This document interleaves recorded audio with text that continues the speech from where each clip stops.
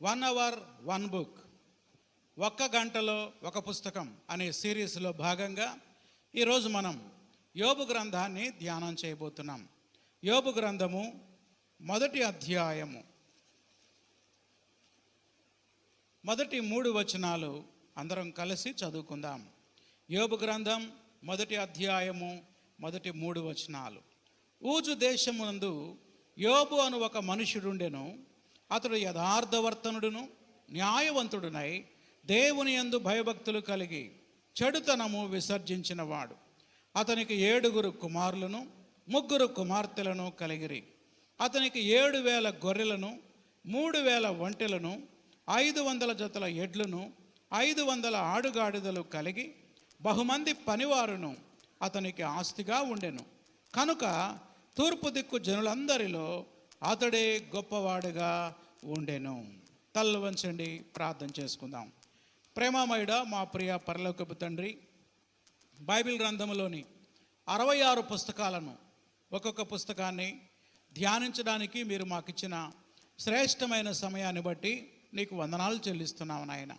ఈరోజు యోబు గ్రంథాన్ని మేము అధ్యయనం చేయబోతూ ఉండగా మా ఆత్మలకు ఎంతో దీవెనకరంగా ఆశీర్వాదకరంగా చేయమని నజరేయుడైన యేసు నామములో అడుగుతున్నాం తండ్రి, ఆమేన్. ప్రభునందు ప్రియమైన సహోదరి సహోదరులారా, పాత నిబంధన గ్రంథంలోని 39 పుస్తకాల్లో ఇప్పటి వరకు మనము 2 భాగాలు చూసాం. మొదటి భాగం ధర్మశాస్త్రము, అనగా ఆది కాండము నుండి ద్వితీయోపదేశ కాండం వరకు. రెండవ భాగం పేరు చరిత్ర గ్రంథాలు. ఎక్కడి నుంచి ఎక్కడి దాకా? యెహోషువ గ్రంథం నుండి ఎస్తేరు వరకు. మరి గత వారం ఎస్తేరు గ్రంథాన్ని మనం ధ్యానం చేశాం. దానితో చరిత్ర గ్రంథాలు అయిపోయాయి. మరి ఈ రోజు నుండి మరొక 3వ భాగంలోకి మనం వస్తున్నాం. దాని పేరు ఏంటంటే కావ్య గ్రంథాలు. ఏంటి చెప్పండి? కావ్య గ్రంథాలు అనగా పద్య భాగము, పొయిట్రీ. బైబిల్లో ప్రోజ్ ఉంది, పొయిట్రీ ఉంది. ప్రోజ్ అంటే గద్య భాగము, పొయిట్రీ అంటే పద్య భాగం. మరి పొయిట్రీలో ఎన్ని బుక్స్ ఉన్నాయి? యోబు గ్రంథం, కీర్తనల గ్రంథం, సామెతల గ్రంథం, ప్రసంగి గ్రంథం, పరమగీతం. మీకు 66 పుస్తకాల పాట నేర్పించా, గుర్తుందా? దానిలో ఒక చరణం ఇదే: యోబు గ్రంథము, కీర్తనలు, సామెతల గ్రంథం, ప్రసంగి పరమగీతము, పద్య భాగ గ్రంథములు. యోబు గ్రంథము, కీర్తనలు, సామెతల గ్రంథం, ప్రసంగి పరమగీతము, పద్య భాగ గ్రంథములు. ఆది కాండం, నిర్గమాకాండం, లేవియాకాండము, సంఖ్యాకాండము, ద్వితీయోపదేశ కాండములు 5. ఇట్లా పద్య భాగంలో మనం ప్రవేశిస్తున్నాం. పద్య భాగంలోకి వెళ్ళే ముందు కొన్ని ప్రాముఖ్యమైన విషయాలు చెప్పి నేను యోబు గ్రంథంలోకి వెళ్తా. పద్యానికి వచనానికి తేడా ఉంది. ఆ తేడాని మనం గమనించాలి. Poetry is not fact, it is a feeling. ఆ మాట రాసుకోవాలి. కావ్యము అనేది అది భావోద్రేకంతో కూడింది. It is a feeling, it is not a fact. అర్థమవుతుందా? ఫ్యాక్ట్ వేరు, ఫీలింగ్స్ వేరు. నా ఫీలింగ్స్ని వ్యక్తం చేయడమే కావ్యం అంటే. అసలు నేను ఎవరిని అనేది ఫ్యాక్ట్. నా ఫీలింగ్స్ అనేవి ఎలా ఉంటాయి? మారిపోతూ ఉంటాయి. సంతోషంగా ఉన్నప్పుడు సంతోషమైన ఫీలింగ్స్ వస్తాయి, బాధ వచ్చినప్పుడు బాధతో కూడిన ఫీలింగ్స్ ఉన్నాయి, కోపం వచ్చినప్పుడు కోపంతో ఫీలింగ్స్ వచ్చాయి. ఫీలింగ్స్ మారుతూ ఉంటాయి, కానీ ఫ్యాక్ట్ ఎప్పుడు కూడా మారదు. అర్థమైందా మీకు? భావాలు, భావోద్రేకాలు ఏమవుతూ ఉంటాయి? మారిపోతూ ఉంటాయి, కానీ ఏం మారదు? సత్యం ఎప్పుడు మారదు. ఎందుకు ఈ విషయాలు చెప్తున్నానంటే, కావ్య గ్రంథాలలో నుండి ఎప్పుడు కూడా సిద్ధాంతమైన విషయాలు తయారు చేయకూడదు. ఉదాహరణకి దావీదు ఇలా ప్రార్థన చేశాడు కాబట్టి నేను కూడా ఇలా చేస్తా అనకూడదు. ఎందుకు అనకూడదు? అది ఆయన ఫీలింగ్ అంతే. ఒక చోట అంటాడు దావీదు, నా శత్రువుల దవడపళ్ళు ఎరగొట్టువాడవు నీవే అంటాడు. ఇప్పుడు మనం కూడా అట్లా ప్రార్థన చేయాలా? దావీదు దగ్గరికి వెళ్ళి, ఏందయ్యా ఇట్లా ప్రార్థన చేసావంటే, అది నా ఆవేదనయ్యా, అది నా బాధ, నా బాధను నేనేం చేశాను, వ్యక్తం చేశాను. అంతేగాని మనం కూడా మా శత్రువుల దవడపళ్ళు ఎరగొట్టు ప్రభువా అని మనం ప్రార్థన చేయకూడదు. అది ఫ్యాక్ట్ కాదు, అదేంటి, ఫీలింగ్. పొయిట్రీ అనేది అది భావోద్రేకంతో కూడింది, అది భావాన్ని వ్యక్తం చేసేది. అందుకే యోబు గ్రంథంలో కానీ, జాగ్రత్తగా వినాలి, కీర్తనల గ్రంథంలో కానీ, సామెతల గ్రంథంలో కానీ, ప్రసంగిలో కానీ, పరమగీతంలో కానీ ఎన్నడూ కూడా సిద్ధాంతపరమైన విషయాలు, ఇదిగో ఇక్కడ ఇలా ఉంది కాబట్టి ఇది సత్యం అని చెప్పకూడదు. ఎందుకు చెప్పకూడదు? పొయిట్రీ అనేది ఫ్యాక్ట్ కాదు, ఏంటది, ఫీలింగ్. ఇక్కడ ఒక విషయాన్ని మనం గమనించాలి. మన పాటల పుస్తకంలో చాలా పాటలు ఉన్నాయి కదా, ఈ పాటలు ఫ్యాక్టా ఫీలింగా? ఫీలింగ్. అది కవి యొక్క భావం, కవి యొక్క భావోద్రేకం. అందుకే పాటల్ని విమర్శించకూడదు. కొంతమంది అంటారు, ఏం పాట ఈ పాట, ఏంది ఈ పాట వాక్యానుసారంగా లేదు అంటాడు. పాట అనేది ఫ్యాక్ట్ కాదు, ఏంటది, అది భక్తుని యొక్క ఫీలింగ్, భావోద్రేకం. ఆ అనుభవంలోకి వెళ్ళినప్పుడు ఆ పాట మనకు చక్కగా అర్థమవుతుంది. కాబట్టి ఎప్పుడు కూడా పాటల్ని విమర్శించకూడదు, ఎందుకంటే పాటలు ఫ్యాక్ట్ కాదు, అది రచయిత యొక్క ఫీలింగ్స్ అన్నమాట. కనుక పొయిట్రీలో నుంచి ఎప్పుడు కూడా ఏం చేయకూడదు, సిద్ధాంతాన్ని తయారు చేయకూడదు. ఆ విషయాన్ని మీరు మనసులో ఉంచుకొని పొయిటిక్ బుక్స్ గురించి జాగ్రత్తగా వినాలని నేను మనవి చేస్తూ ఉన్నాను. పొయిటిక్ బుక్స్ మొత్తం 5 మొట్టమొదటిది యోబు గ్రంథం. యోబు గ్రంథం గురించి కొన్ని విషయాలు ఈరోజు మనం ధ్యానం చేసుకుందాం. యోబు యొక్క గ్రంథ రచయిత ఎవరు అంటే యోబు అయి ఉండవచ్చు. ఎవరై ఉండొచ్చు? యోబు అయి ఉండవచ్చు. ఎలా చెప్పగలం దీన్ని? 19వ అధ్యాయం 23వ వచనం చూడండి. యోబు గ్రంథం 19వ అధ్యాయం 23వ వచనం. నా మాటలు వ్రాయబడవలెనని నేనెంతో కోరుచున్నాను, అవి గ్రంథములో వ్రాయబడవలనని నేనెంతో కోరుచున్నాను, అవి ఇనప పొగరతో బండ మీద చెక్కబడి సీసముతో నింపబడి నిత్యము నిలవవలనని నేనెంతో కోరుచున్నాను. చూసావా, యోబు యొక్క ఆశ ఏంటంటే తాను పలికిన మాటలన్నీ ఏం చేయబడాలి, గ్రంథస్థం చేయబడాలని ఆయన కోరుకున్నాడు. 31:25 యోబు గ్రంథం 31వ అధ్యాయం 25వ వచనం చూడండి.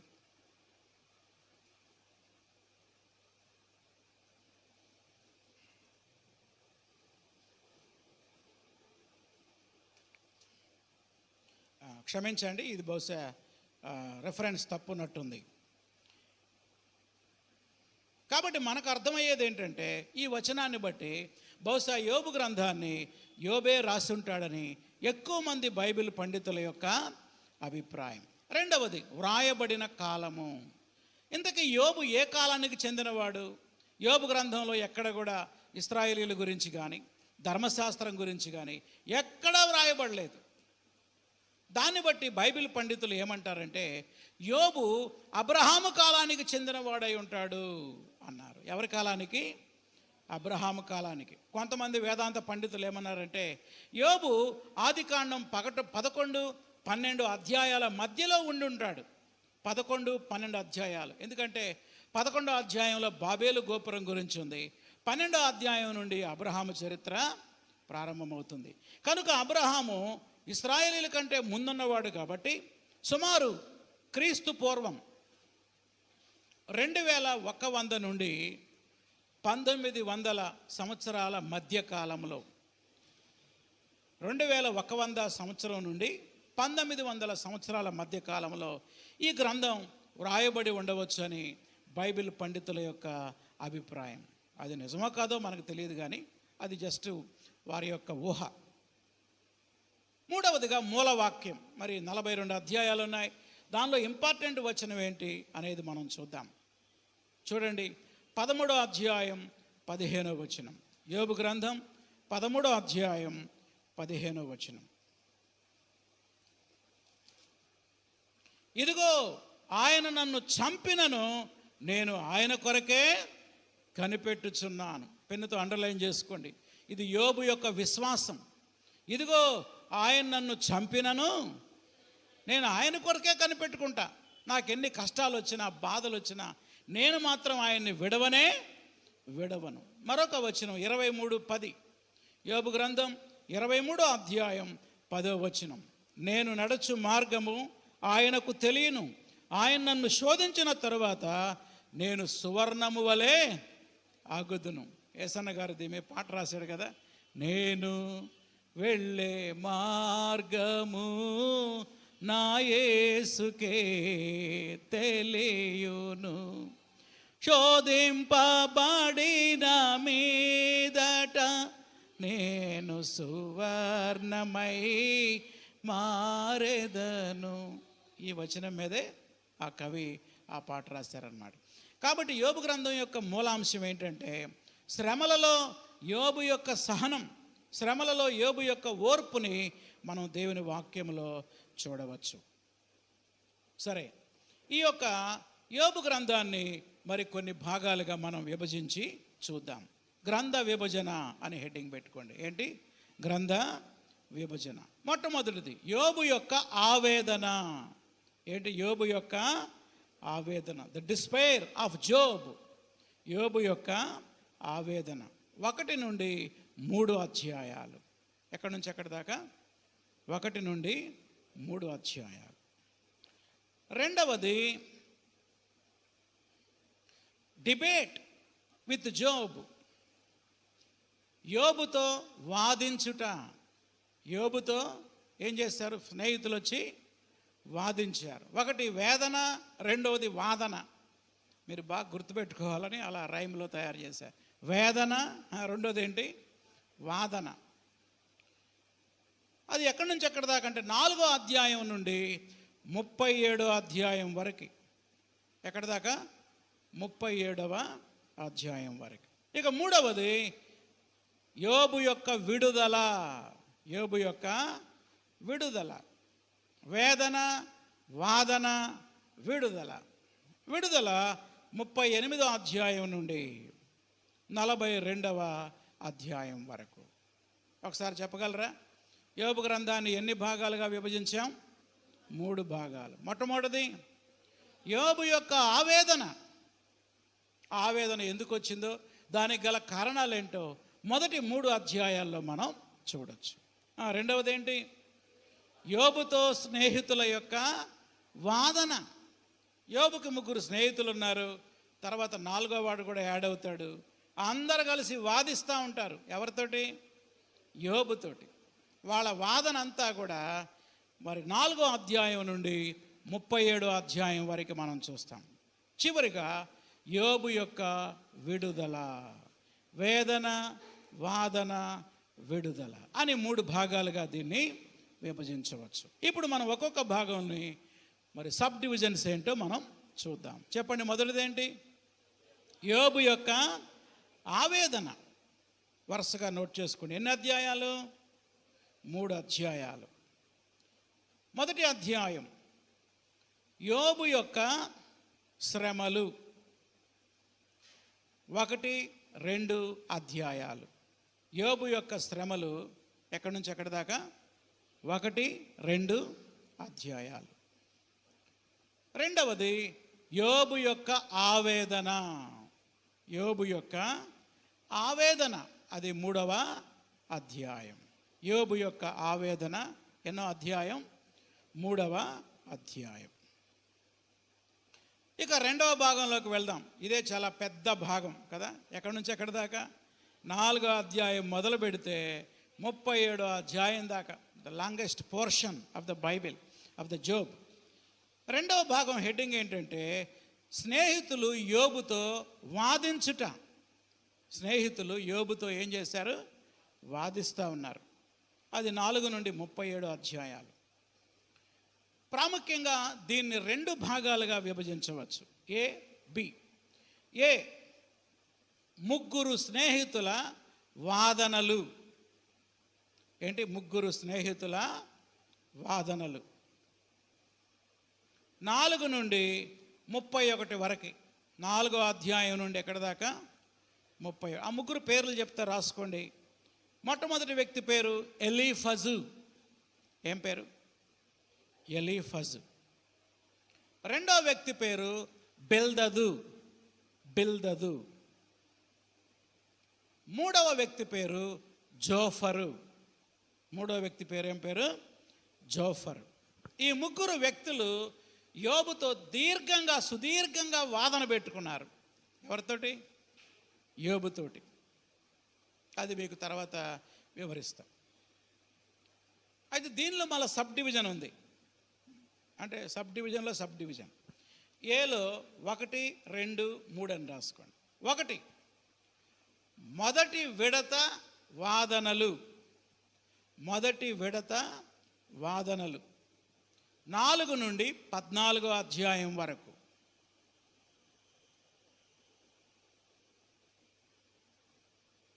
రెండవ విడత వాదనలు. రెండవ విడత వాదనలు 15 నుండి 21వ అధ్యాయం వరకు. 15 నుంచి ఎక్కడ దాకా? 21వ అధ్యాయం వరకు. 3, మూడవ విడత వాదనలు. విడత అంటే మూడవసారి అని. మొదటిసారి, రెండవసారి, మూడవసారి. మూడవ విడత వాదనలు 22 నుండి 31 అధ్యాయాలు. 22 నుండి 31 అధ్యాయాలు. ఇది మీకు తర్వాత వివరిస్తా. ఏంటి విడతలు ఏంటి, దీని సంగతి ఏంటో చెప్తా. ఇక రెండవ భాగంలోకి వద్దాం. బి. ఏ అయిపోయింది కదా. ఏలో ఎంతమంది స్నేహితులు వాదించారు ఆయనతోటి?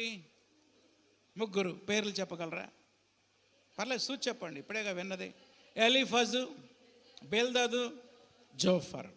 ఇప్పుడు బిలో 4వ ఫ్రెండ్ వచ్చాడు, ఎంటర్ అయ్యాడు. ఈయన పేరు ఎలీహు. ఏం పేరు? ఎలీహు యొక్క 4 వాదనలు. అది ఎలీహు యొక్క 4 వాదనలు లేదా సంభాషణలు. 32 నుండి 37 వరకు. 32 నుండి 37 వరకు 4 సందర్భాలు, 4 సార్లు వాదించాడనమాట. ఎవరు వాదించింది ఈసారి? ఎలీహు. ఎలీహు. ఇతను ఈ ముగ్గురి కంటే వయసులో చాలా చిన్నవాడు, యంగ్ మ్యాన్ అనమాట. ఆ ముగ్గురు చాలా పెద్దవాళ్ళు. కొంతమంది యోబు కంటే కూడా పెద్దవాళ్ళు ఉన్నారు. ఈయన చాలా చిన్నవాడు. లాస్ట్లో నేను కూడా మాట్లాడతానని ముందుకొచ్చి ఆయన 4 ప్రసంగాలు చేశాడు, 4 వాదనలు వినిపించాడు. అది 32 నుంచి 37 వరకు. ఓకే, చెప్పండి. ఇక లాస్ట్ పాయింట్ ఏంటి? యోబు యొక్క విడుదల. యోబుకు విడుదల ఎప్పుడు ప్రారంభమైందంటే ఈ 4 యొక్క వాదనల వల్ల ప్రారంభం కాల. డైరెక్ట్గా ఈ యొక్క రంగంలోకి దేవుడే దిగి వచ్చాడు. దేవునికి స్తోత్రము కలుగును గాక. ఎవరు దిగి వచ్చారు? దేవుడు దిగి వచ్చాడు. ఇప్పుడు ఈ 38 నుండి 42 అధ్యాయాల్లో ఇప్పుడు డైరెక్ట్గా దేవుడే యోబుతో మాట్లాడుతూ ఉన్నాడు. ఇప్పుడు దాకా మనుషులు మాట్లాడారు. ఎవరితో? యోబుతో. ఇప్పుడు ఎవరు మాట్లాడుతున్నారు? దేవుడు మాట్లాడుతున్నాడు. దేవుడు మాట్లాడుతున్నాడు అనే కంటే దేవుడు ప్రశ్నిస్తున్నాడు యోబుని. యోబుని దేవుడు 64 ప్రశ్నలు వేశాడంట. ఒక భక్తుడు లెక్కబెట్టి చెప్పాడు. మీరు కూడా టైం దొరికినప్పుడు లెక్కబెట్టండి. ఎన్ని ప్రశ్నలు వేశాడు? 64 ప్రశ్నలు అడిగాడు. ఇప్పుడు రాసుకోండి. నంబర్ 1, దేవుడు యోబును అడిగిన ప్రశ్నలు. దేవుడు యోబును అడిగిన ప్రశ్నలు 38 నుండి 41 వరకు. 38 నుండి 41వ అధ్యాయం వరకు. Next B. యోబు పశ్చాత్తాపం, యోబు విడుదల. యోబు పశ్చాత్తాపం డాష్ విడుదల. యోబు పశ్చాత్తాపడ్డాడు, దేవుడు ఆయనకి విడుదల ఇచ్చాడు. ఎంత గొప్ప విడుదలంటే ఏదైతే కోల్పోయాడో దానికి రెట్టింపు, 2 ఆశీర్వాదాన్ని దేవుడు యోబుకి ఇచ్చాడు. ఇది 42వ అధ్యాయం. 42వ అధ్యాయం. కనుక లాస్ట్ పారాగ్రాఫ్లో, లాస్ట్ భాగంలో ఎవరెవరు ముఖ్యమైన వ్యక్తులు? దేవుడు, ఆ తర్వాత యోబు. దేవుడు మాట్లాడిన తర్వాత ఆయనలో పశ్చాత్తాపం కలిగింది. ఇదండి మరి సబ్ డివిజన్స్. ఇప్పుడు మనం ఒక్కొక్క అధ్యాయాన్ని మరి వివరించుకుంటూ వెళ్దాం. ఓకే, అందరు బైబిల్ తీసి ఓపెన్ చేసి రెడీగా ఉండండి. చెప్పండి, మొదటి భాగం పేరేంటి? యోబు యొక్క ఆవేదన. ఈ ఆవేదనకు ముందు 1-2 అధ్యాయాల్లో ఆవేదన కారణం ఏంటంటే, అకస్మాత్తుగా యోబు భక్తుని జీవితంలో భయంకరమైనటువంటి శోధనలు వచ్చాయి. ఈ శోధనలకు కారణం ఏంటో యోబుకు అస్సలు తెలియదు. కానీ రచయిత ఈ యొక్క శ్రమలకి కారణం దేవుడికి సైతానికి మధ్య జరిగిన సంభాషణని 1వ అధ్యాయంలో చెప్పాడు. ఎలా ప్రారంభమైందో చూడండి. యోబు యొక్క జీవితం 1వ వచనం. 1:1 ఊజు దేశమందు యోబు అనే ఒక మనుషుడు ఉండెను. అతని క్యారెక్టర్ చెప్తున్నాడండి, అద్భుతమైన క్యారెక్టర్, అండర్లైన్ చేసుకోండి. అతడు యథార్థవర్తనుడు, అది 1. 2వది న్యాయవంతుడు, 3వది దేవుని యందు భయభక్తులు కలిగిన వాడు, 4వది చెడుతనమును విసర్జించినవాడు. ఆ కాలంలో యోబు లాంటి భక్తిపరుడు మరొకరు ఎవరు కూడా లేరండి. కేవలం భక్తి మాత్రమే కాదు, ఆయన ఐశ్వర్యం గురించి కూడా చెప్పాడు. 7 కుమారులు 3 కుమార్తెలు అంట. మొత్తం ఎంతమంది? 10 మంది. మంచి ప్రార్థనాపరుడు కూడా. ఆయన ఆస్తి గురించి రాశాడు చూడండి.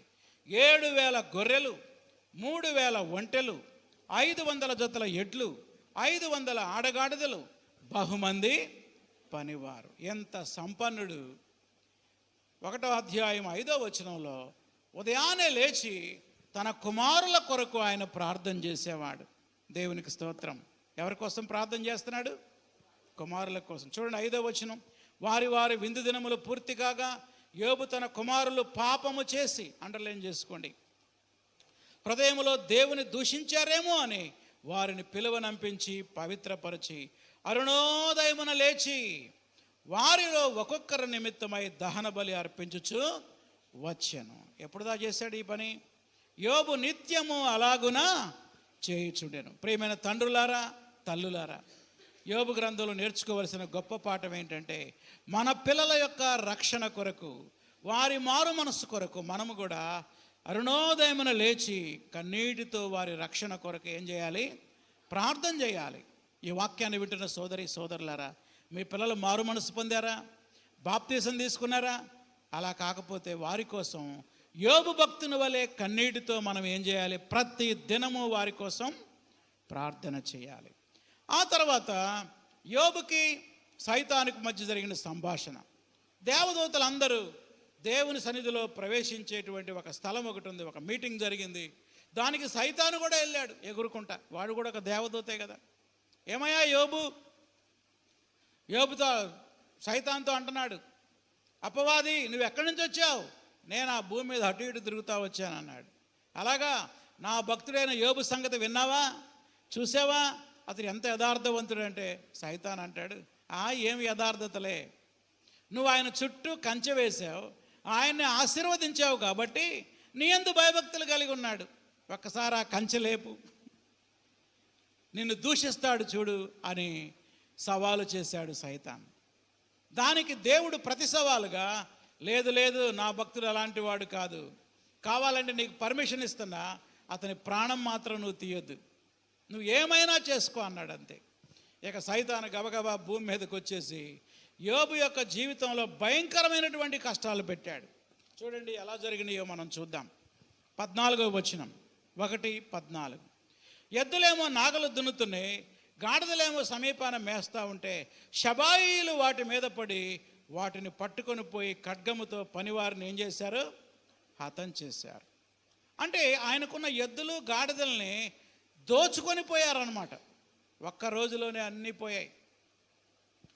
16వ వచనంలో గొర్రెలు కాస్తూ ఉంటే దేవుని అగ్ని దిగివచ్చి గొర్రెలన్నీ దహించిపోయాయి, కాల్చిపోయాయి. 17వ వచనంలో ఒంటెల్ని కల్దీయులు తీసుకెళ్ళిపోయారు. 18, 19 వచనాలలో 10 మంది పిల్లలు తమ అన్న ఇంట్లో భోజనం చేస్తూ ఉంటే ఒక గాలి వచ్చిందంట, సుడిగాలి. ఆ డాబా కూలి 10 మంది స్పాట్ డెడ్. యోబు ఇంటి ముందు 10 బాక్సులు ఉన్నాయి, కఫిన్ బాక్సులు. ఎన్ని? 10. 7 కొడుకుల్ని 7 పెట్టెల్లో పెట్టారు. ముగ్గురు కుమార్తెల్ని ముగ్గురు పెట్టు. ఒకేసారి యోబు ఇంటి నుండి 10 మంది పిల్లలు సమాధికి వెళ్ళిపోయారు. మీరు ఊహించండి యోబు ఎంత వేదన చెందాడు. కానీ యోబు దేవుడు నాకు అన్యాయం చేశాడని ఒక్క మాట కూడా అనలేదంట. ఆ మాట అండర్లైన్ చేసుకోండి. 21వ వచనం, నేను నా తల్లి గర్భంలో నుంచి దిగంబరినై వచ్చి తిని దిగంబరినై ఎక్కడికి వెళ్ళేదను, యెహోవా ఇచ్చెను, చెప్పండి, యెహోవా తీసుకొని పోయెను, యెహోవా నామానికి స్తుతి కలుగును గాక. ఈ సంగతులలో ఏ విషయమందును యోబు ఏ పాపము చేయలేదు. దేవుడు నాకు అన్యాయం చేశాడని ఒక్క మాట కూడా అనలేదు. మనమైతేనా ఎన్ని మాటలు అంటామో. చిన్న కష్టానికే దేవుడు ఏం చేస్తున్నాడు, నన్ను నేను ఎంత ప్రార్థన చేస్తున్నా, ఎంత భక్తిగా ఉన్నా, నేను ఇన్ని కానుకలు ఇస్తున్నా, నేను ఎంతమందిని పోషిస్తున్నా, ఏం చేశాడు నాకని దేవుడిని ప్రశ్నిస్తాం. ప్రియులారా, యోబు యొక్క ఆరాధన, యోబు యొక్క స్తుతి మనందరికీ గొప్ప మాదిరి. నీ జీవితంలో ఏ కష్టం వచ్చినా బాధ వచ్చినా దేవుని మీద సణగవద్దు, మనుషుల మీద కూడా సణగవద్దు. యెహోవా ఇచ్చెను, యెహోవా తీసుకొని పోయాను అన్నాడు. అసలు తీసుకుపోయింది ఎవరో? షబాయిలు, కల్దీయులు. అవునా? దేవుడిచ్చాడు, ఈ దొంగలంతా దోసుకొని పోయారు అన్నాడా? ఏమంటున్నాడో తెలుసా? యెహోవా ఇచ్చెను, యెహోవాయే తీసుకొని పోయారు. అనగా దేవుని అనుమతి లేకుండా మన ఇంట్లో దొంగతనం కూడా జరగదు జరగదు జరగదు. నేను కొత్తగా మారు మనసు పొందిన రోజుల్లో ఈ వాక్యం నన్ను ఎంతగానో ఆదరించింది. నేను అప్పుడు ఇంటర్మీడియట్ చదువుకుంటున్నా. మా ఊరెళ్ళి కోతలు కోయడానికి వెళ్ళా. మనకా పని పెద్దగా అలవాట్లేదు, చదువుకునే వాళ్ళం కదా. రోజంతా కోత కోస్తే ఆ రోజుల్లో 92 ఆ టైంలో 1992లో 50 రూపాయల కూలి రోజంతా కోత కోస్తే. నడుములు పోయినాయి అనుకో, నాకు అలవాటు లేక హాస్టల్కి వెళ్ళి హాస్టల్లో 50 రూపాయలు పెట్టి పడుకున్నా. తెల్లారిపాటికి ఎవడో పెట్టే పగలగొట్టి 50 రూపాయలు దొంగతనం చేశాడు. అప్పుడు నా డైరీలో రాసుకున్నాను అనమాట, నా ఒళ్ళు నొప్పులు కూడా ఇంకా తగ్గలేదు, కానీ నేను సంపాదించిన డబ్బులన్నీ పోయినాయి. అప్పుడు ఈ వాక్యం చదివి ఇలా ప్రార్థన చేశా, యెహోవా ఇచ్చెను 50 రూపాయలు, దొంగ తీసుకొని పోయాను, యెహోవాకి స్తోత్రము కలుగునుగా అని ప్రార్థన చేశాను నేను. అట్లా మన జీవితాల్లో జరుగుతూ ఉంటాయి. అయితే ఒకటి నమ్మాలి మనం, ఏంటి? దేవుని అనుమతి లేకుండా మన జీవితంలో ఏది కూడా సంభవించదు అని మనం నమ్మితే ప్రతి పరిస్థితుల్లో దేవుని స్తుతిస్తాం, దేవుణ్ణి ఆరాధిస్తాం. ఆ తర్వాత మళ్ళా ఒక మీటింగ్ జరిగింది పరలోకంలో. మళ్ళా పోయాడు సైతాన్. ఏమయ్యా సైతాను, అపవాది, ఏమైంది నీ కథ? నువ్వేమన్నావు? నన్ను దూషిస్తాడన్నావు కదా. ఎక్కడ దూషించాడు? నన్ను ఏం చేశాడు? స్తుతించాడు, నన్ను ఆరాధించాడు. అప్పుడు సైతాన్ అన్నాడు, లేదు లేదు, అతని ఆరోగ్యం మీద దెబ్బ కొడతా, నాకు ఇంకొకసారి పర్మిషన్ ఇవ్వమన్నాడు. ఓకే, నేను పర్మిషన్ ఇస్తున్నా, పో. నువ్వు మాత్రం అతని ప్రాణం తీసే హక్కు నీకు లేదు. మళ్ళా భూమి మీదకి వచ్చాడు. యోబు అరికాలు నుండి నడినెత్తు వరకు కురుపులు, పుళ్ళు. చిన్న పుండు పడితేనే మనం తట్టుకోలేమండి. కానీ అరికాలు నుంచి నడినెత్తు వరకు ఎక్కడా చర్మం మీద ఖాళీ లేకుండా ఏమొచ్చినాయి? కురుపులు వచ్చాయి. భార్య అసహించుకుంటుంది. భార్య వచ్చి అంటుంది, ఇంకా నువ్వు యథార్థత వదలకుండా ఉంటావా? దేవుణ్ణి దూషించి సావరాదు అని సలహా ఇచ్చింది. ఎవరు? యోబు భార్య. అప్పుడు యోబు పలికిన మాట గొప్ప మాట. 10వ వచనం చూడండి, 2:10. అందుకతడు, మూర్ఖురాలు మాట్లాడినట్టు నువ్వు మాట్లాడుతున్నావు. మనం దేవుని వల్ల మేలే అనుభవించాలా, కీడు అనుభవించడానికి మనము తగమా? ఈ సంగతుల్లో ఏ విషయంలో కూడా యోబు నోటి మాటతోనైనా పాపం చేయలేదు. ఎంత గొప్ప విశ్వాసం అండి యోబు యొక్క విశ్వాసం. ఆస్తి కోల్పోయినా, ఆరోగ్యం కోల్పోయినా దేవుని స్తుతించాడు, కానీ ఎక్కడా దేవుని నిందించలేదు, సణగలేదు, గొణగలేదు. ఒక 2 సంవత్సరాల క్రితం ఒక పాట రాశాను నేను, స్తుతించు స్తుతించు నా ప్రాణమా అని. దానిలో మొదటి చరణం యోబుదే. ఆస్తిని కోల్పోయినా, ఆరోగ్యము కోల్పోయినా,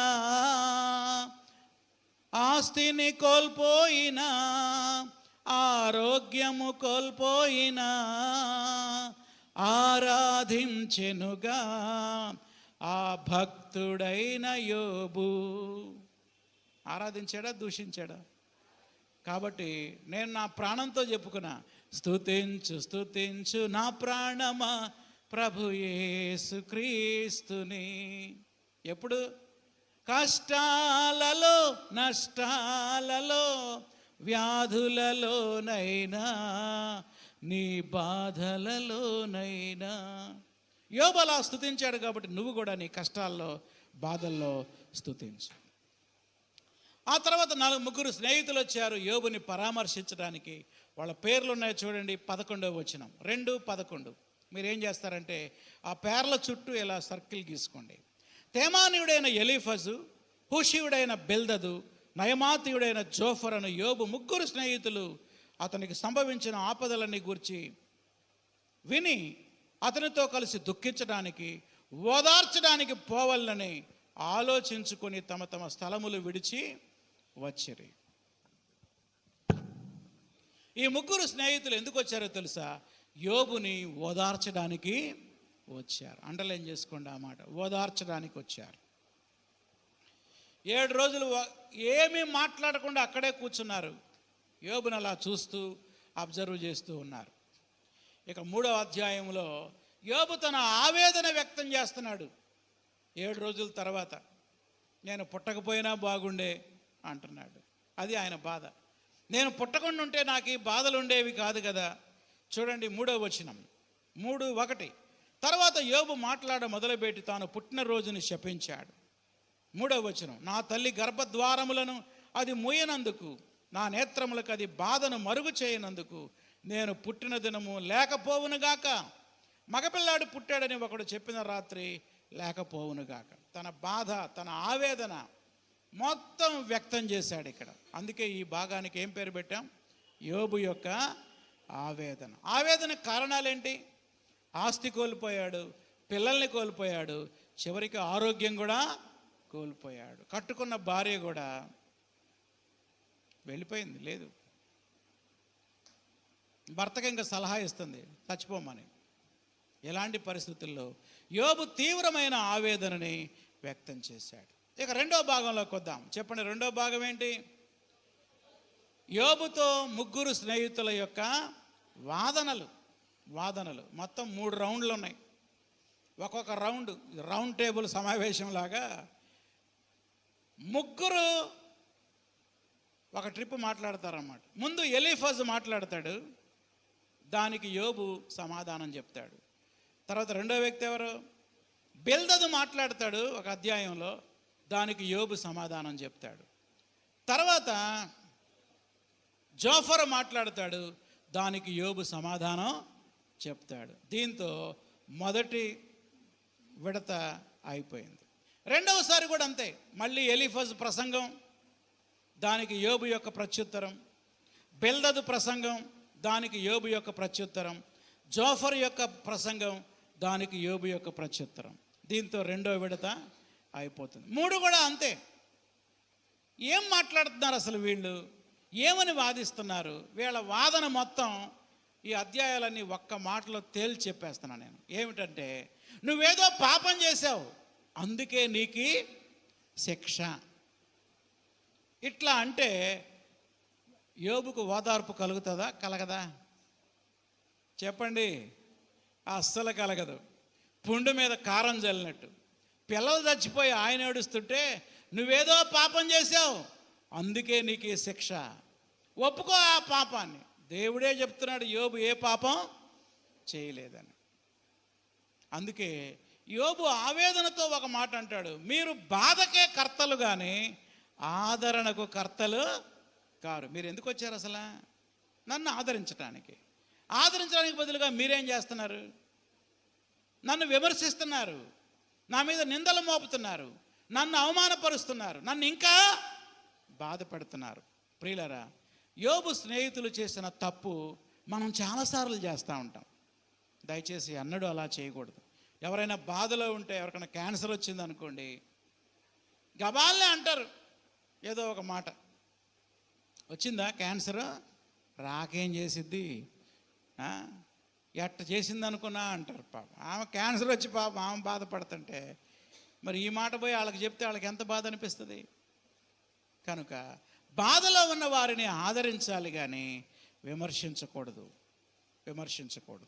మీరేం చేస్తారంటే ఈ వారంలో తీరికగా ఒక్కొక్క విడత చదవండి. చదివేటప్పుడు అబ్జర్వ్ చేయండి. నా అబ్జర్వేషన్లో కొన్ని ఉన్నాయి, వాటిని అక్కడక్కడ చదివి మీకు చూపిస్తాను. 4:8 ఎలీఫజ్ ఏమంటాడో చూడండి. నేను సూచినంత వరకు అక్రమము దున్ని కీడును విత్తువారు దానినే కోయిదురు. అంటే నువ్వేదో అక్రమం చేశావు, నువ్వు ఎవరికో కీడు చేశావు, అందుకే ఇప్పుడు పంట కోస్తున్నావు. ఎంత భయంకరమైన మాట అండి. అసలు యోబుకి ఆ బాధ కంటే ఈ బాధ ఎక్కువైంది. ఎవరి బాధ? ఈ స్నేహితుల బాధ ఎక్కువైపోయింది. ఇంకొంచెం ముందుకు రండి. 8:4 8వ అధ్యాయంలో బిల్దద్ ఏమంటాడంటే, ఆ ఎలీఫజ్ ఏమో నువ్వేం పాపం చేసావో అన్నాడు. బైబిల్ చూడండి, 4వ వచనం 8:4 నీ కుమారులు ఆయన దృష్టి ఎదుట పాపం చేశారేమో, వారు చేసిన తిరుగుబాటును బట్టి ఆయన వారిని అప్పగించాడేమో. జాగ్రత్త. చూసారా, నువ్వేం చేసావు అని ఎలీఫజ్ అన్నాడు. బిల్దద్ ఏమంటున్నాడు, నీ కొడుకులేం పాపం చేశారు, అందుకే ఒక్కసారి డాబా కూలి చచ్చిపోయారని. కొడుకులు పోయి ఆయన ఏడుస్తుంటే వాళ్ళేం పాపం చేశారు అని విమర్శిస్తూ ఉన్నారు. తర్వాత చూడండి, యోబు వాళ్ళకి ప్రత్యుత్తరం ఇచ్చే సందర్భంలో ఎంతో ఆవేదన చెందాడు. 9:33 చూడండి. 9:33 మా ఇద్దరి మధ్య చెయ్యి వంచదగిన మధ్యవర్తి మాకు లేడు. అండర్లైన్ చేసుకోండి, మధ్యవర్తి అనే మాట. ఇక్కడ దేవునికి యోబుకు అర్థమైపోయింది, ఇప్పుడు ఈ పోరాటం ఎవరికంటే దేవుడే నన్ను నలుపుతున్నాడు, దేవుడే నన్ను శిక్షిస్తున్నాడు. ఆ దేవునికి నాకు మధ్య ఒక మధ్యవర్తి ఉంటే బాగుండే, మా ఇద్దరిని ఏం చేయడానికి, సమాధాన పరచటానికి. అయితే కొత్త నిబంధనలో ఈ మధ్యవర్తిని మనం చూడొచ్చు. చదవండి ఎవరైనా ఒకరు. 1వ తిమోతి 2వ అధ్యాయం 5వ వచనం. ఈ రెఫరెన్స్ రాసుకోవాలి, ఇక్కడే రాసుకోవాలి. 33 దగ్గర 1వ తిమోతి 2వ అధ్యాయం 5వ వచనం. దేవుడు ఒక్కడే, దేవునికిని నరులకును మధ్యవర్తియు ఒక్కడే చాలు. ఎవరైనా క్రీస్తు యేసనే నరుడు. పాత నిబంధనలో ఈ మధ్యవర్తి లేడు. క్రొత్త నిబంధనలో మనకి మధ్యవర్తిగా యేసుక్రీస్తు ఈ లోకానికి వచ్చాడు. కనుక యోబు ఎక్స్పెక్ట్ చేసిన మధ్యవర్తి ఎవరో? ప్రభు అయిన యేసుక్రీస్తు. యోబు కంటే మనం ధన్యులం. ఎందుకని మనకి ఇప్పుడు ఏముంది? ఎవరున్నారు మనకి? మీడియేటర్ ఉన్నాడు, మన మధ్యవర్తి ఉన్నాడు. ఆ మధ్యవర్తి ఎవరంటే ప్రభు అయిన యేసుక్రీస్తు. 13వ అధ్యాయం చూడండి, యోబు తన స్నేహితుల గురించి ఏం చెప్పాడో. 13వ అధ్యాయం 4వ వచనం. మీరైతే అబద్ధములు కల్పించుచున్నారు, నా మీద అన్నీ లేనిపోని పుట్టిస్తున్నారు. మీరందరూ పనికి మాలిన వైద్యులు. అండర్లైన్ చేసుకోండి. మీరేం డాక్టర్లయ్యా? డాక్టర్ అనేవాడు ముందేసి గాయాన్ని ఏం చేయాలి? మాన్పాలి. మీరు రేపుతున్నారు కాబట్టి మీరు ఏ డాక్టర్లో? పనికి మాలిన వైద్యులు. మీరు కేవలం మౌనంగా ఉండటం మంచిది. ఇక మాట్లాడకుండా ఉంటారా అంటే వాళ్ళు ఊరుకుంటున్నారు. ఒకడెమ్మడొకడు వాడు ఆపగానే ఇంకొకడు, వీడు ఆపగానే ఇంకొకడు. అయిపోయిందా? మళ్ళీ ఇంకో రౌండ్. అట్లా ఎన్ని రౌండ్లు వేశారు? 3 రౌండ్లు వేశారనమాట.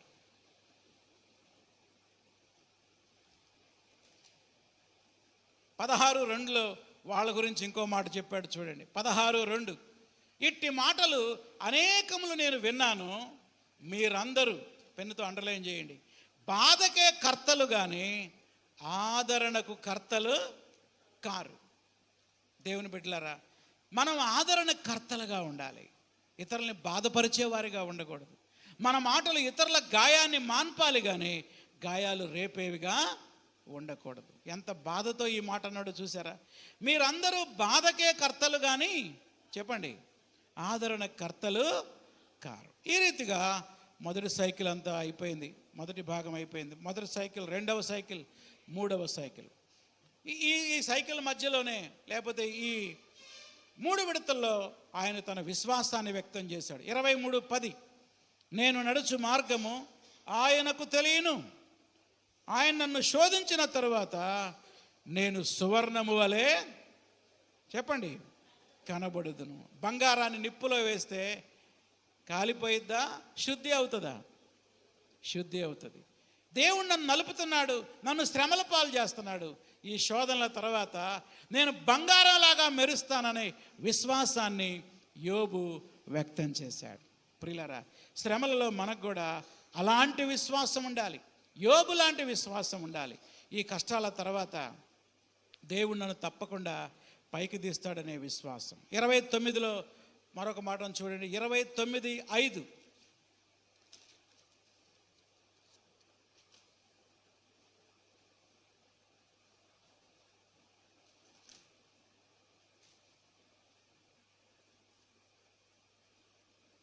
క్షమించండి, 29 కాదు, 26.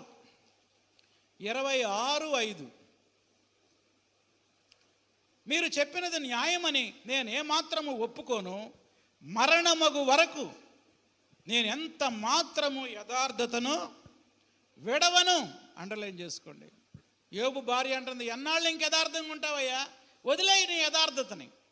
యోబు అంటున్నాడు, చచ్చిపోయేంత వరకు. చెప్పండి, క్షమించండి, 26 కాదు, 27. 27:5 చదవండి ఎవరైనా. 27:5. మీరు చెప్పినది న్యాయమని నేనేమాత్రం ఒప్పుకోను, మరణమగు వరకు నేను ఎంత మాత్రము యథార్థతను విడవను. అండర్లైన్ చేసుకోండి. ఇలాంటి గట్టి తీర్మానం చేసుకోవాలి మనం కూడా. ఎన్ని కష్టాలు వచ్చినా, బాధలు వచ్చినా దేవుణ్ణి విడిచిపెట్టను, యథార్థతను విడవను, అబద్ధం ఆడను. ఏమి స్ట్రాంగ్ డెసిషన్ అండి. ఎంత గొప్ప విశ్వాసం, ఎంత గొప్ప విశ్వాసం.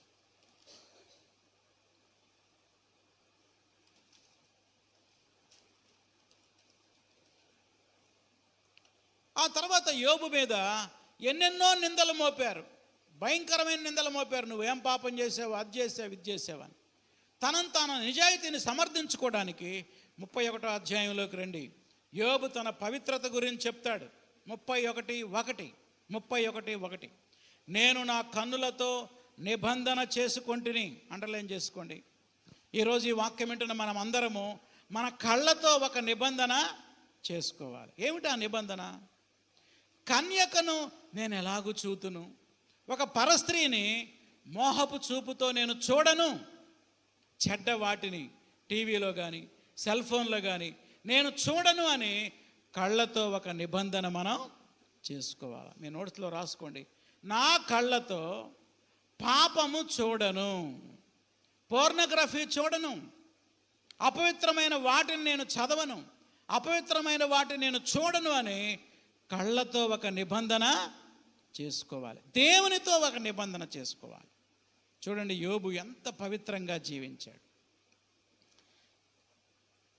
9వ వచనం, నేను హృదయంలో పరస్త్రీని గనక మోహిస్తే, నా పొరుగువాని ద్వారమును నేను పొంచి ఉంటే, నా భార్య వేరొక తిరుగలి విసురుగాక, ఇతరులు ఆమెను కూడుదురుగాక. ఎంత కఠినమైన శిక్ష వేసుకుంటున్నాడో చూడండి.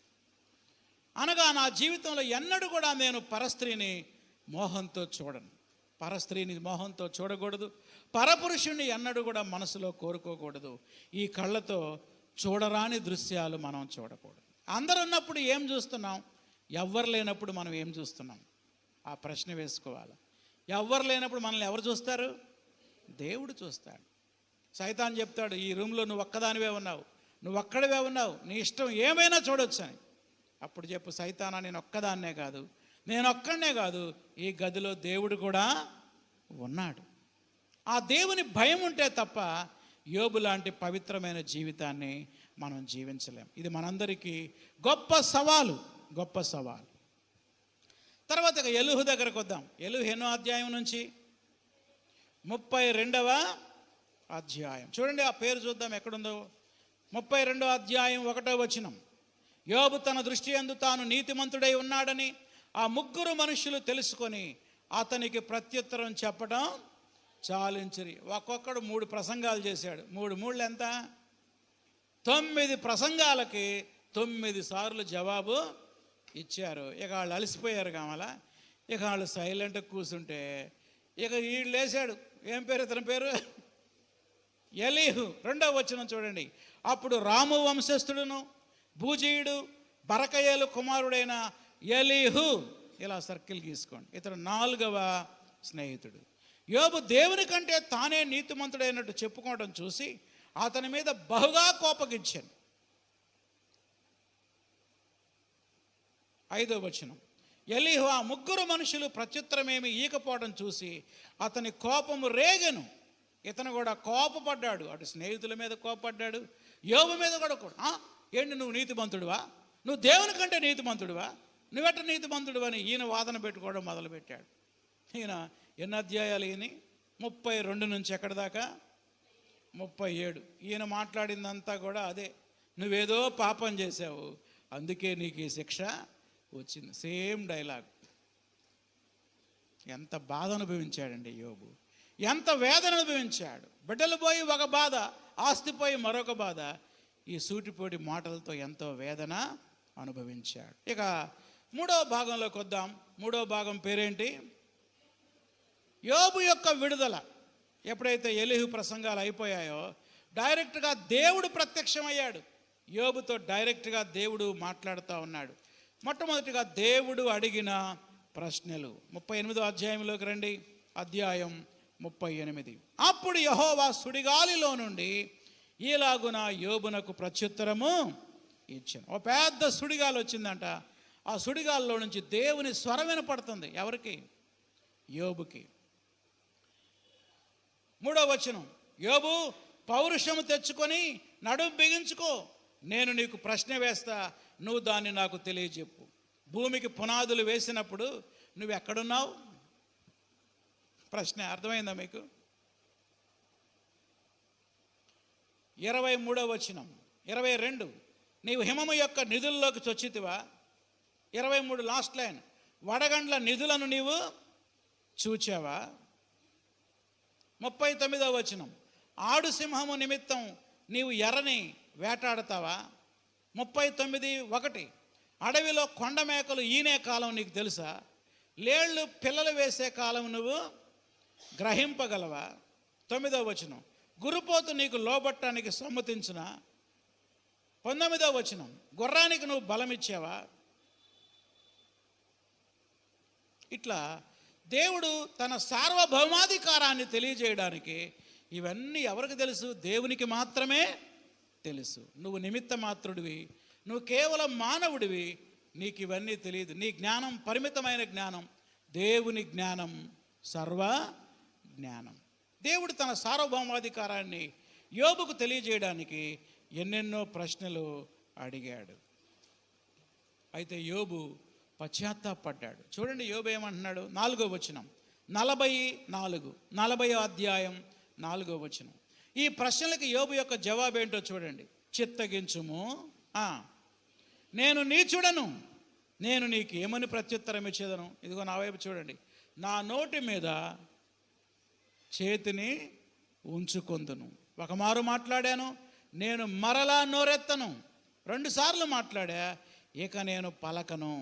ఎందుకంటే దేవుని యొక్క సర్వశక్తి, సర్వ జ్ఞానం యోబుకు అర్థమైపోయింది.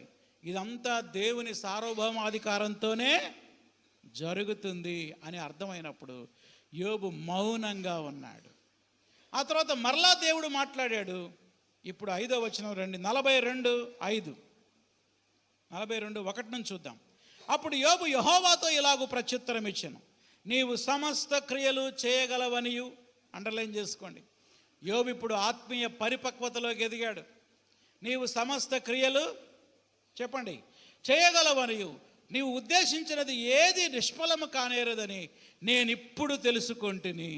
నాకిప్పుడు అర్థమైంది. దేవా, నువ్వెంత గొప్ప దేవుడివి, నీకు అసాధ్యమైంది ఏది కూడా లేదు. దేవుని యొక్క సర్వశక్తిని, సార్వభౌమాధికారాన్ని ఆయన అర్థం చేసుకున్నాడు. 5వ వచనం. వినికిడి చేత నిన్ను గూర్చిన వార్త నేను విన్నాను, అయితే ఇప్పుడు నేను కళ్ళారా నిన్ను చూస్తున్నా. కాబట్టి నన్ను నేను అసహించుకొని, ఇంతకుముందు ఏమన్నాడు? నేను చాలా పరిశుద్ధుడిని, నేను వాళ్ళకు మేలు చేశా, వీళ్ళకి మేలు చేశానని తన స్వనీతి గురించి చెప్తా ఉన్నాడు. ఇప్పుడేమన్నాడు చూడండి. నన్ను నేను అసహించుకొని ధూళిలో బూడిదలో పడి పశ్చాత్తాపడుతున్నా. అవునండి, నేను గతంలో కూడా చెప్పా, మనల్ని మనం ఇతరులతో పోల్చుకుంటే మనంత మంచివాళ్ళు, జయంతిపేటలో ఎవరు ఉండరు, అసలు ఈ చీరాల్లోనే లేరు, మరియమ్మపేటలోనే లేరు. కానీ మనం దేవునితో పోల్చుకుంటే మనం ఎంత పాపులమో అప్పుడు మనకి అర్థమైద్ది అన్నమాట. యోబు ఇప్పుడు దాకా తన యొక్క నీతిని, యథార్థతని ఇతరులతో పోల్చుకొని చెప్పాడు. ఇప్పుడు ఎప్పుడైతే దేవుని పరిశుద్ధతను, దేవుని సార్వభౌమాధికారాన్ని గమనించాడో అప్పుడు అర్థమైపోయింది. ఏమంటున్నాడు? 6వ వచనం, నన్ను నేను ఏం చేసుకుంటున్నాను? అసహించుకొని ధూళిలో బూడిదలో పడి పశ్చాత్తాపడుతున్నాను. ఎప్పుడైతే యోబు పశ్చాత్తాపడ్డాడో దేవుడు క్షమించాడు. ఇప్పుడు ఆ ముగ్గురు స్నేహితుల మీద దేవుడు ఫైర్ అయ్యాడు. ఎలీఫజ్, బిల్దాద్, జోఫర్, ఏంటి నా సేవకుడిని మీరు ఎన్ని నిందలు మోపారు నా సేవకుడి మీద, మీరు వెళ్ళి యోబు చేత ప్రార్థన చేయించుకోండి పండి అన్నాడు. అప్పుడు ఆ ముగ్గురు గడగడ వణుక్కుంటా యోబు దగ్గరకు వచ్చి, we are very sorry, please pray for us, నా కొరకు ప్రార్థన చేయండి అంటే అప్పుడు యోబు ప్రార్థన చేశాడు. 9వ వచనం, 10వ వచనం, మరియు యోబు తన స్నేహితుల నిమిత్తం ప్రార్థన చేసినప్పుడు యెహోవా అతని క్షేమస్థితిని మరలా అతనికి దయచేశాను. యోబునకు పూర్వము కలిగిన దానికంటే 2 అంతలు అధికముగా యెహోవా అతనికి దయచేశాను. దేవుడు 2 అంతల ఆశీర్వాదం ఇచ్చాడు. ఎప్పుడంటే యోబు తన స్నేహితుల కొరకు ఏం చేసినప్పుడు? ప్రార్థన చేసినప్పుడు. యోబు వారిని క్షమించాడు. తమ మీద నిందలు మోపారు, అవమానపరిచారు, అయినా వాళ్ళ క్షమాపణ కొరకు ఎవరు ప్రార్థన చేశారు? యోబు ప్రార్థన చేశాడు. మనం కూడా మనల్ని నిందించే వారి కోసం, హింసించే వారి కోసం మనం ప్రార్థన చేయాలి. యోబు యొక్క ఆశీర్వాదం చూద్దాం. 42:12, 42:12. యెహోవా యోబును మొదట ఆశీర్వదించినంతకంటే మరి అధికముగా ఆశీర్వదించను. అంతకుముందు 7,000 గొర్రెలైతే ఇప్పుడు 14,000. అంతకుముందు 3,000 ఒంటెలైతే ఇప్పుడు 6,000 ఒంటెలు. అంతకుముందు 500 జతల ఎడ్లు అయితే ఇప్పుడు 1000 జతల ఎడ్లు. అంతకుముందు 500 ఆడగాడిదలు అయితే ఇప్పుడు 1000 ఆడగాడిదలు. 13వ వచనం, మరియు అతనికి 7 కుమారులు 3 కుమార్తెలు కలిగిరి. 10 మంది పిల్లలు చచ్చిపోతే మళ్ళా 10 మంది పిల్లల్ని దేవుడు యోబుకిచ్చాడు. వాళ్ళ పిల్లల పేర్లోనే చూడండి, 14 3 అమ్మాయిల పేర్లు. పెద్ద అమ్మాయి పేరు యమీమా, ఇలా సర్కిల్ గీసుకోండి. రెండో అమ్మాయి పేరు కెజియా. మూడో అమ్మాయి పేరు కెరమ్ హప్పు. ఈ పేర్లు ఎవరు పెట్టుకోవట్లే, అందుకే మనకు రావట్లా. మీకు ఆడపిల్ల పుడితే ఈ పేరు పెట్టుకోండి. ఏం పేరు? యమీమా, కెజియా, కెరమ్ హప్పు. అట్లా ఈ పేర్లు ప్రచారంలోకి వస్తాయి. ఈ ఆడపిల్లల గురించి ఒక మాట రాశాడు. 15వ వచనం, ఆ దేశమంతా యోబు కుమార్తెలంత సౌందర్యవంతులు కనబడలేదు, వారి తండ్రి వారి సహోదరులతో పాటు వారికి కూడా స్వాస్థ్యం ఇచ్చాను. 16వ వచనం, ఆ తర్వాత యోబు 140 సంవత్సరాలు బ్రతికి కుమారులు కుమార్తెలను 4 తరాల వరకు చూశాడు. పిమ్మట యోబు కాలము నిండిన వృద్ధుడై మృతి చెందెను. చాలా కాలం జీవించాడు యోబు. ఆ రీతిగా దేవుని దగ్గర నుంచి ఆయన గొప్ప విడుదల వచ్చింది. ఆ విడుదలలో భాగంగా 2 అంతల ఆశీర్వాదం, ఆరోగ్యం వచ్చింది, ఆస్తి వచ్చింది, మళ్ళా పిల్లల్ని కూడా దేవుడిచ్చాడు. ఎవరో అన్నారు, మరి పిల్లలు 20 మంది ఉండాలి కదా అని. అన్ని డబల్ ఇచ్చాడుగా, మరి పిల్లల్ని మాత్రం ఎంతమందిని ఇచ్చాడు? 10 మందే ఇచ్చాడు కదా. అంటే 10 మంది పరలోకంలో ఉన్నారు, వీళ్ళు ఒక 10 మంది, మొత్తం ఎంతమంది? 20 మంది. సరే, యోబు గ్రంథములో క్రీస్తు మనకు ఎలా కనబడతాడు? మధ్యవర్తిలా కనబడతాడు. ఎంత చదువుకున్నాం, గుర్తుందా? మధ్యవర్తి ఎన్నో అధ్యాయం? 9:33. కొత్త నిబంధన రిఫరెన్స్ ఏంటి? 1 తిమోతి 2వ అధ్యాయం 5వ వచనం.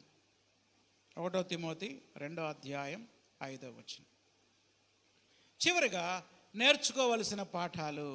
నేను నేర్చుకోవాల్సిన కొన్ని పాఠాలు చెప్తాను, నోట్ చేసుకోండి. నెంబర్ 1, శ్రమలలో యోబు వలె సహనాన్ని కలిగి ఉండాలి. శ్రమలలో కృంగిపోకూడదు. యోబులాగా ఏం కలిగి ఉండాలి చెప్పండి?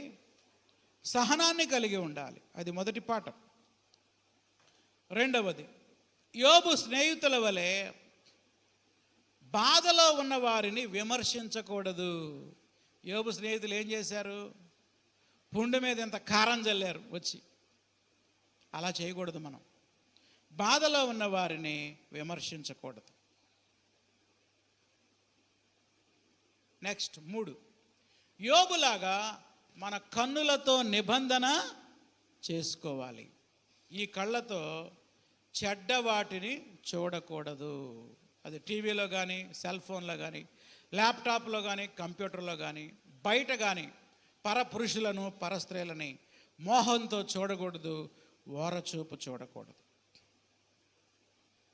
4వదిగా, యోబు వలె మనల్ని హింసించే వారి కొరకు ప్రార్థన చేయాలి. మన మీద నిందలు మోపేవారంటే మనకి ఇష్టమేనా? అస్సలు ఇష్టం ఉండదు. ప్రార్థన, నేను చేయనంటే చేయనంటాం మనం. కానీ యోబు ఏం చేశాడు? తనను విమర్శించిన వారి క్షేమం కొరకు ఆయన ప్రార్థన చేశాడు. 42:10. చివరిగా భార్యలకు చెప్తున్నా ఈ మాట, శ్రమలలో భర్తకు అండగా ఉండాలి. చెప్పండి, యోబు భార్య శ్రమలలో అండగా ఉందా లేదా? ఉందా? ఎక్కడుంది? ఏమంది? నీ సేవ నేను యాడ్ చేసేదయ్యా, సావరాదు అన్నది. అంతేనా చెప్పేది? పెళ్లి రోజు ఏం ప్రమాణం చేసావు నీ భర్తతోటి? నీ కష్టంలో, నీ సుఖంలో నేను నీకు జీవితాంతం తోడుగా ఉంటానని. కష్టం రాగానే కనపడలేక మరి ఎక్కడికి వెళ్ళింది? నేను అనుకుంటున్నా సర్దుకొని మూటాముళ్ళ సర్దుకొని తల్లిగారింటికి పోయిందేమో. మళ్ళీ ఎప్పుడు వచ్చింది అనుకున్నా? అంత ఆరోగ్యం మళ్ళీ వచ్చినట్టుంది. మళ్ళీ కాపురం చేస్తే మళ్ళీ 10 మంది పిల్లలు పుట్టారు. అది నిజమో కాదో తెలియదు, కానీ ఆమె జాడ మాత్రం మనకెక్కడా కనబడలేదు. ఎన్నడూ కూడా ఒక వ్యక్తిని నువ్వు చచ్చిపో అని అనకూడదండి. ఎంత ఆవేశంలో కూడా ఈ మాట అనకూడదు. చచ్చిపోమని చెప్పింది ఎవరు? యోబు భార్య. ఎవరిని? యోబుని. భర్తనంటుంది నువ్వు సావరాదు అంటుంది. అలాంటి చెడ్డ మాటలు, శాపనార్థాలు ఎంత కోపంలో కూడా మన నోటికి రాకూడదు. ప్రార్థన చేసుకుందాం. తలలు వంచండి, వీలైతే మోకరించండి, ప్రార్థన చేద్దాం. మన హృదయాల్లో ప్రార్థన చేసుకుందాం. ప్రభువా, నాకెన్ని కష్టాలు వచ్చినా, బాధలు వచ్చినా, శ్రమలలో కృంగిపోకుండా ఓర్పు, సహనం, యోబు లాంటి సహనం నాకు దయచేయి ప్రభువా అని ప్రార్థన చేసుకోండి మీ హృదయాల్లో. అందరూ ఉన్నప్పుడు సెల్ ఫోన్లో నువ్వేం చూస్తున్నావు? ఎవరు లేనప్పుడు ఏం చూస్తున్నావు? నీ కళ్ళతో ఒక నిబంధన చేసుకో. ఇప్పుడే చేసుకో. ప్రభువా, నా కళ్ళతో చెడ్డ వాటిని నేను చూడను. పరపురుషుల వైపు, పరస్త్రీల వైపు మోహంతో నేను చూడను అని ప్రార్థన చేసుకుందాం. ఒక తీర్మానం చేసుకుందాం. యోబు లాంటి గట్టి తీర్మానం చేసుకుందాం. ఆయన 2 ఆశీర్వాదం ఇచ్చే దేవుడు. నిరాశపడకుండా, కృంగిపోకుండా, నిరీక్షణతో మనం దేవుని వైపు చూద్దాం. ప్రార్థన చేసుకుందాం. ప్రేమగల మా తండ్రి, ప్రభువానికి వందనాలు, స్తోత్రాలు చెల్లిస్తున్నాం. ఈ రాత్రి వేళ 1 గంటలో ఒక పుస్తకం అనే సిరీస్లో భాగంగా యోబు గ్రంథాన్ని మేము అధ్యయనం చేయడానికి మీరు మాకు అనుగ్రహించిన శ్రేష్టమైన సమయాన్ని బట్టి వందనాలు నాయన. యోబు జీవితం మాకు గొప్ప ఆదర్శం ప్రభువా. శ్రమలలో యోబులాగా ఓర్పు, సహనం మాకు దయచేయండి. మా కళ్ళతో ఒక నిబంధన చేసుకోవడానికి సహాయం చేయండి. పవిత్రమైన చూపులు మీరు మాకు అనుగ్రహించండి. యోబు తన స్నేహితుల కొరకు ప్రార్థించినట్లుగా మేము కూడా ప్రభువా, మమ్మల్ని నిందించేవారు, అవమానపరిచే వారి కొరకు, వారి క్షేమం కొరకు మేము ప్రార్థించే కృప మీరు మాకు అనుగ్రహించమని ఈ రాత్రి బైబిల్ స్టడీకి వచ్చిన ప్రతి బిడ్డను మీరు దీవించండి. ఈ వారమంతా యోబు గ్రంథాన్ని వారు చదువుకోవడానికి సహాయం చేయండి. వారు చదువుతున్నప్పుడు వారితో మరొకసారి మీరు మాట్లాడండి ప్రభువా. యూట్యూబ్లో చూస్తున్న వారిని కూడా నిండారుగా వాక్యంతో, వాక్యాశీర్వాదంతో దీవించమని యేసు నామములో అడుగుతున్నాం తండ్రి, ఆమేన్. ప్రభు యేసు రక్తమే జయం, అపవాది క్రియలకు లయం. ప్రభు యేసు రక్తమే జయం, అపవాది క్రియలకు లయం. ప్రభు యేసు రక్తమునకు సంపూర్ణ విజయం, అపవాది క్రియలకు అనంత నాశనం. హల్లెలూయా, స్తుతి, స్తోత్రం, ఆమేన్. మన తండ్రి అయిన దేవుని ప్రేమ, ప్రభు అయిన యేసుక్రీస్తు కృప, పరిశుద్ధాత్మ అన్యోన్య సహవాసము, కాపుదల సదాకాలం ఇప్పుడు ఎల్లప్పుడూ తోడైయుండునుగాక. ఆమేన్. అందరికీ వందనాలు. God bless you. Thank you.